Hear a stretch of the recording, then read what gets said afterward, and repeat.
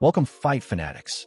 UFC 313 was one of the most highly anticipated cards of the year, featuring an epic clash for the UFC light heavyweight title between the newly crowned Magomed Ankalaev and the former middleweight champion Alex Pereira. The fight not only delivered high-level competition, but also sparked heated debates among fighters, analysts, and fans alike, leaving many questioning whether the right man had won. In this video, we will dive deep into the breakdown of this fight, the aftermath, and the varied reactions from the MMA community, including those of Brendan Schaub, Michael Bisping, Henry Cejudo, Jamal Hill, and of course the fighters themselves.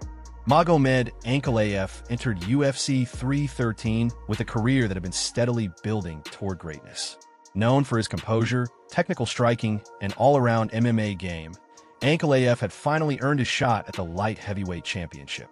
On the other side of the cage stood Alex Pereira, who was riding a wave of success after moving up from middleweight, where he had previously dethroned Israel Adesanya to claim the title. The stakes were high. Ankalaev had never lost to the UFC, and Pereira was hoping to add another prestigious title to his resume. Expectations for the fight were sky-high, with fans eager to see how Pereira would fare against a seasoned, well-rounded fighter like Ankalaev. As the fight unfolded, it quickly became clear that Ankalaev's well-rounded skill set was too much for Pereira to handle.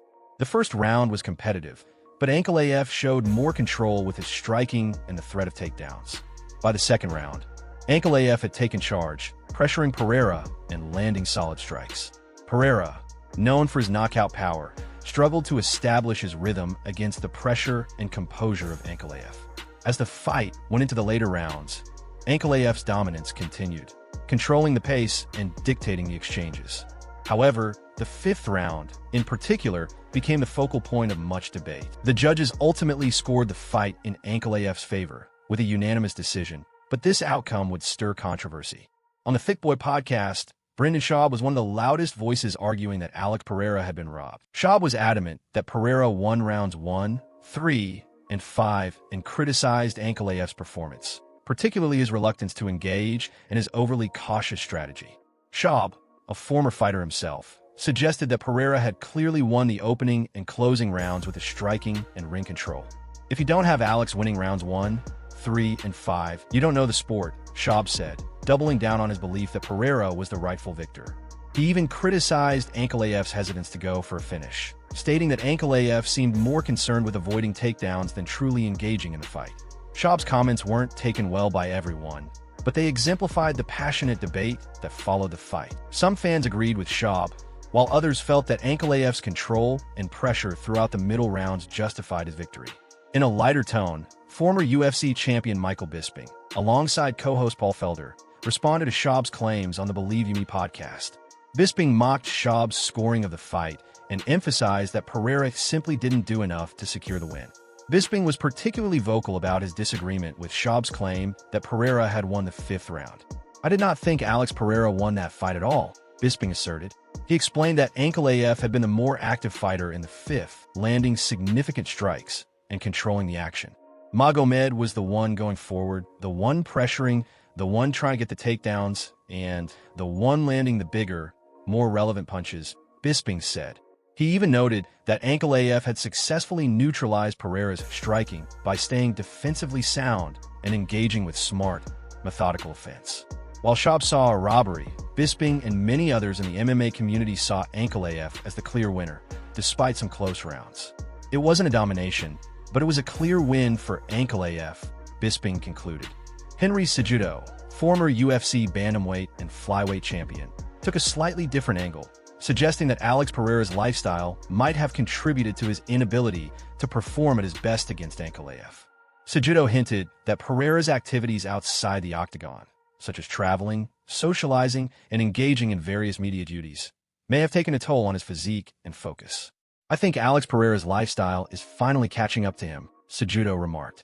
"The travel, the media, and all the extra stuff outside of the cage, it's really not doing him any service." Cejudo pointed out that Pereira appeared pudgier and less sharp than he had in previous fights, particularly noting that his physique seemed to have taken a hit going into UFC 313.